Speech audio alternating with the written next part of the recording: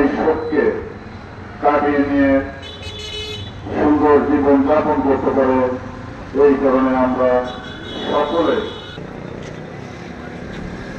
হত্যাকাণ্ডের প্রতিবাদে এবং হত্যাকারীদের দৃষ্টান্ত শাস্তি তার গভীর শ্রদ্ধাভরে স্মরণ করে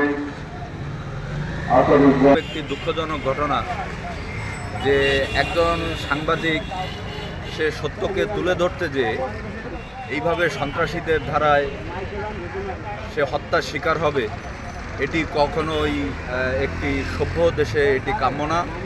এটি অত্যন্ত দুঃখজনক একটি ঘটনা। আমি এই হত্যাকারীরা ইতিমধ্যে গ্রেপ্তার হয়েছে।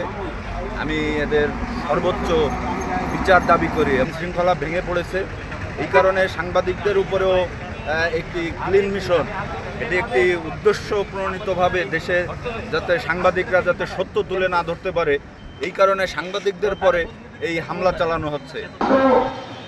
এবং সরকারের সত্য জন্য চেষ্টা